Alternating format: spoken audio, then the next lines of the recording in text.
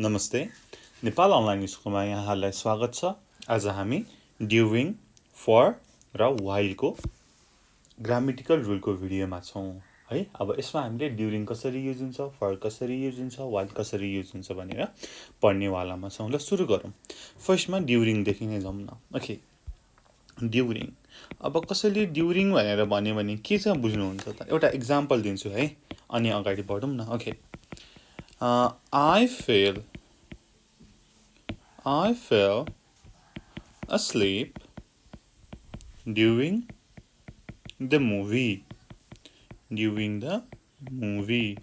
I fell asleep during the movie भन्यो भने के बुझ्नुहुन्छ? यसो सोच्नुहोस् त। I fell asleep during the movie भनेको मुभी हेर्दा हेर्दै, मुभी सुरु भएपछि अनि अन्त्य नभइकन म चाहिँ निदाएँ, त्यसको बिचतिरै निदाएँ हो भनेको at the time of start and end of something हो नि त। हो ड्युरिङ भनेको मिनिङ के त? at a time between start and end of something. यहाँनिर के छ त? I fell asleep during the movie भनेको at the time between the start and end of the movie हो नि त। फिल्म सुरु भएपछि यहाँनिरबाट सुरु भयो, ल 7 बजे सुरु भयो, फिल्म सकिने 10 बजे छ भनेदेखि म चाहिँ 8 बजे निदाएँ। यसको चाहिँ सुरु भएपछि, स्टार्ट भएपछि, इन्ड नभइकन चाहिँ मेरो बिचको टाइमलाई भन्नु पर्यो भने during, at the time between the start and end of something. यस्तै गरी अर्को एउटा example, we met some really nice people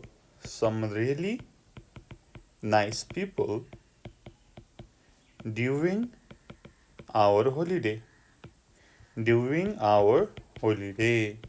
holiday सुरु भइसकेपछि होलिडे नसकिकन हामीले होलिडेको बिचतिर एकदमै राम्रो मान्छेहरूलाई भेटायौँ। We met some really nice people during our holiday. यस्तै गरी अर्को एउटा example, the ground is wet. Ground भिजेको छ भनेपछि त पक्कै पानी परेको हुनुपर्छ रातभरि।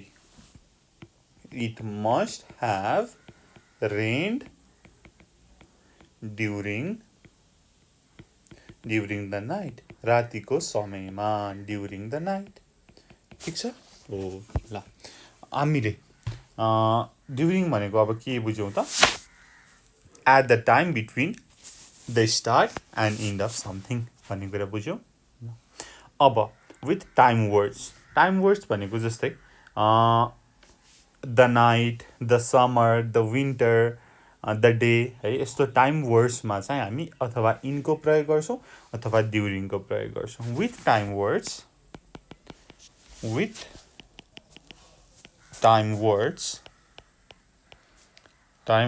we usually say in or during, in अथवा ड्युरिङको प्रयोग गर्छौँ है। जस्तै example, it rained in the night. अथवा it rained during the night, दुवै लेख्न सक्नुहुन्छ। त्यस्तै गरी अर्को एउटा एक्जाम्पल पनि, it's lovely here during the summer. समरको टाइममा, समर सुरु भएपछि समर अन्त्य नभएसम्मको टाइम चाहिँ एकदमै राम्रो छ। It's lovely here during the summer. अब यसमा इनको प्रयोग गरौँ त, it's lovely here in the summer. ठिक छ? टाइम वर्ड्ससँग तपाईँले दुवैको प्रयोग गर्न सक्नुहुन्छ। अब हामी यसपछि हाम्रो टपिक छ फर है। फरमा जाउँ अनि फेरि हामी ड्युरिङसँग कम्पेयर गर्छौँ, ड्युरिङलाई चाहिँ छोड्दैनौँ है त। ओके, अब जाउँ फरमा। फरको कुरा गरौँ। We use for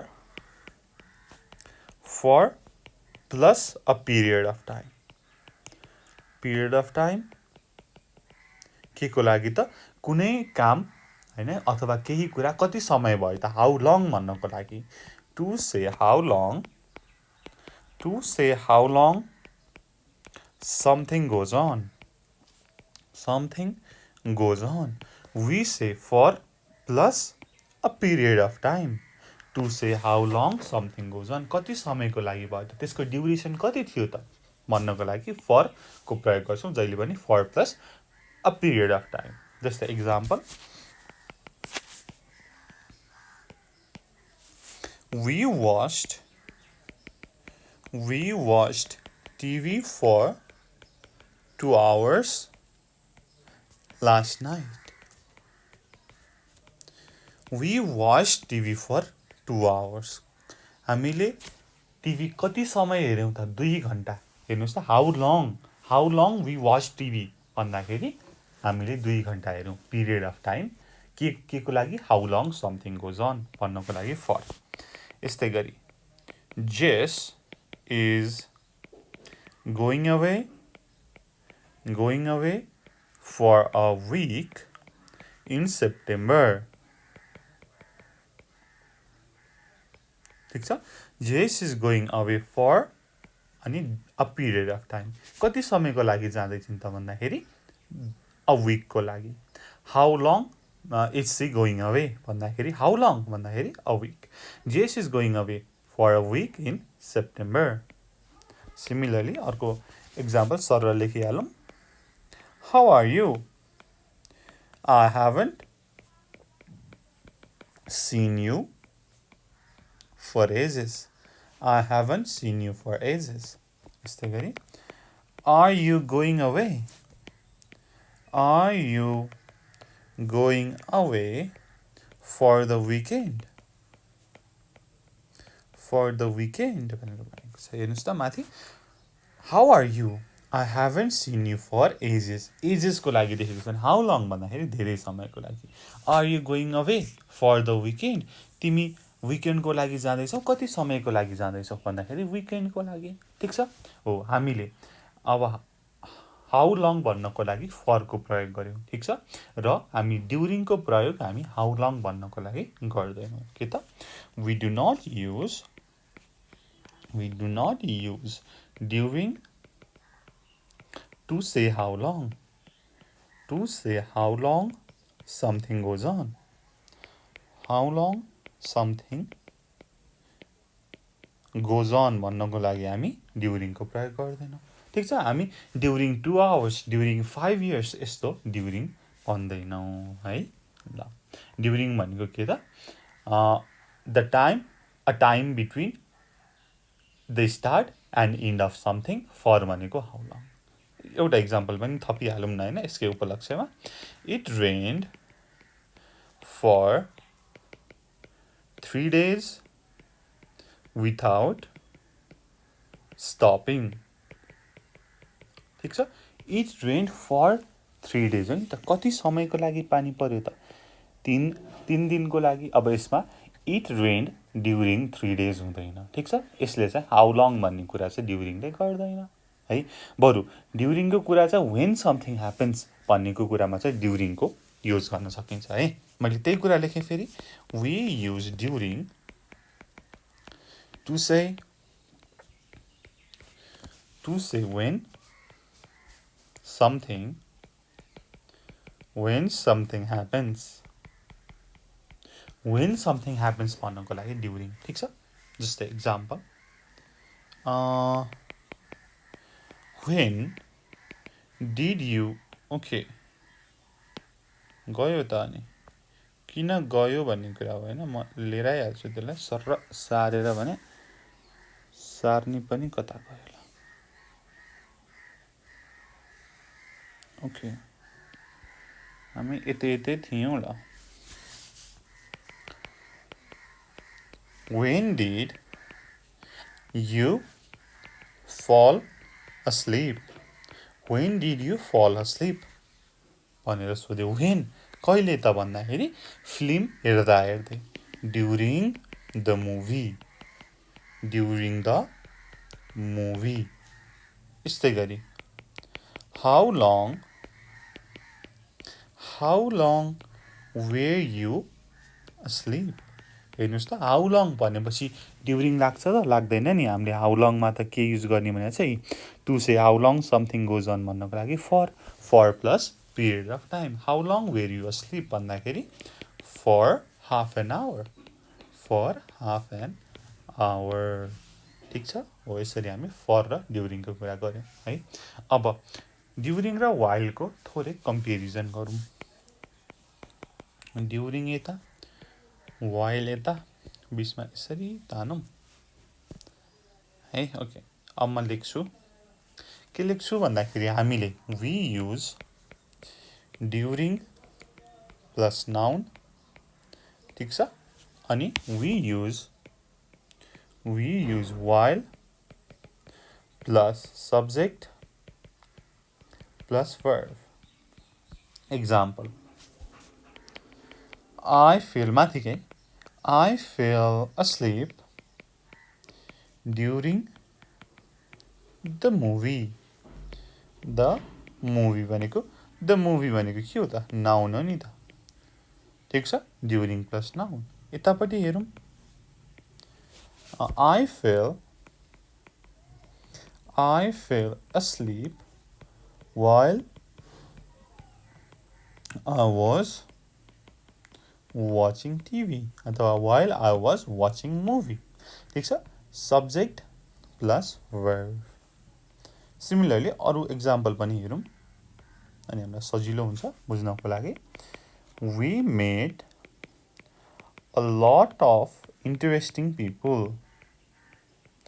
met a lot of interesting people during our holiday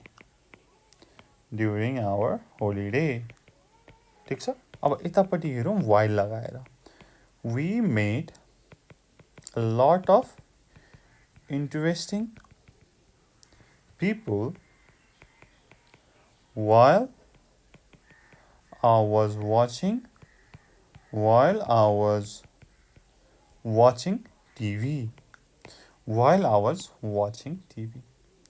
while I was watching TV subject plus verb यसमा ड्युरिङसँग हाम्रो के आयो नाउन आयो लास्ट एउटा example Robert suddenly began to feel ill exam दिँदा during the exam Robert गरौँ okay यतापट्टि Robert suddenly began to feel ill है मैले in लेखेछु to feel ill while अब while सँग के आउँछ त subject plus verb while he was doing the exam अथवा giving the exam हेर्नुस् त मिनिङ एउटै हो थोरै स्ट्रक्चरमा मात्रै फरक छ ड्युरिङसँग नाउन आयो र whileसँग सब्जेक्ट प्लस verb आयो ठिक छ बुझ्नुभयो है whileको कुरा यस्तो छ अब थोरै whileको पनि एक्जाम्पल दिइहालौँ न है अरू पनि यतिले पक्कै पुग्दैन जस्तो लाग्छ मलाई whileको we saw Claire while we were waiting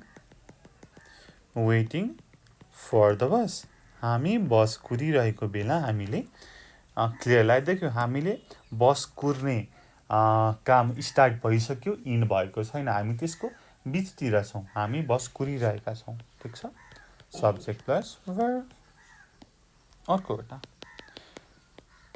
while you were out there was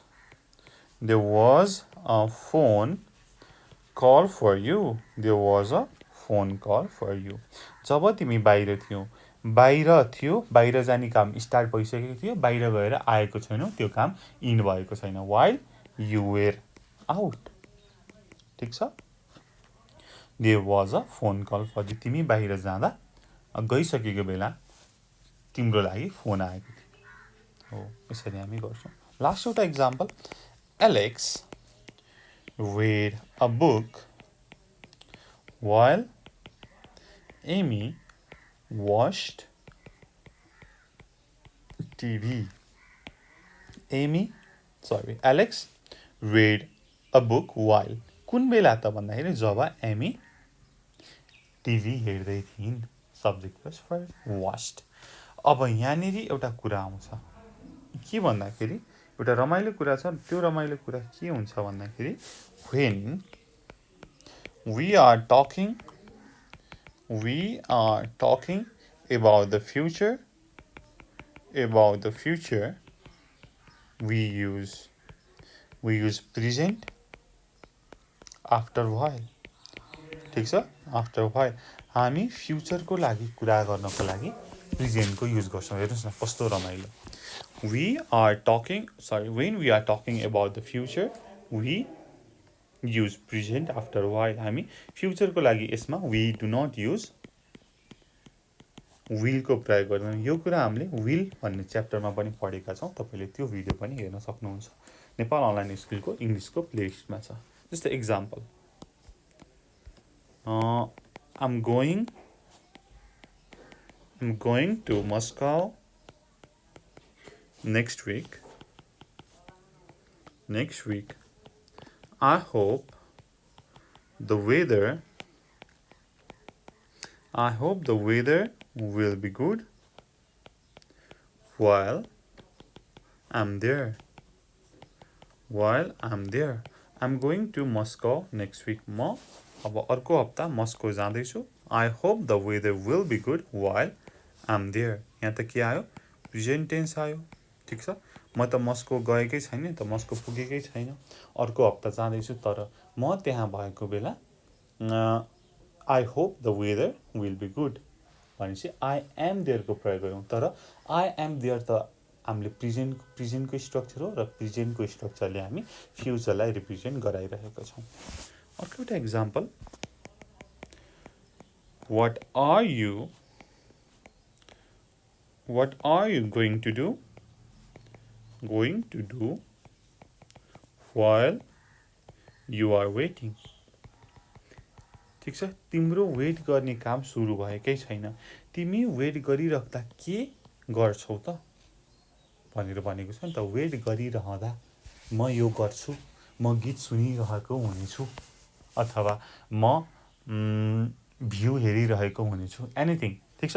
what are you going to do while you are waiting. प्रेजेन्टको स्ट्रक्चर फलो गरेको छ तर फ्युचरलाई डिनोट गरेको छ. ठिक छ. हो यसरी हामीले गर्न सक्छौँ यो ड्युरिङ वाइल र फरको कुरा है. त्यस्तो गाह्रो केही छैन. ड्युरिङ भनेको के हो त at a time between start and end of something र फर भनेको for plus period of time to say how long something goes on. अनि हाउ लङ भन्नको लागि ड्युरिङको कुरा हुँदैन. बरु ड्युरिङ भनेको वेन समथिङ ह्यापन्स कुन बेला भयो त भन्नको लागि त्यही माथिकै जस्तो at the start and end of something है. त्यसको बिट्विनको कुरा गर्नको लागि. र ड्युरिङ र वाइलको डिफ्रेन्स भनेको during plus noun while plus subject plus verb यति हो.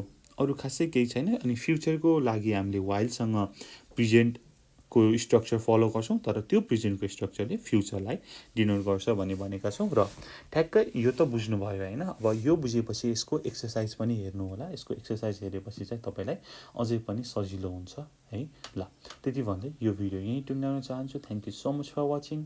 Until next time good bye. Keep learning. Jai Chandra Surya. Piece.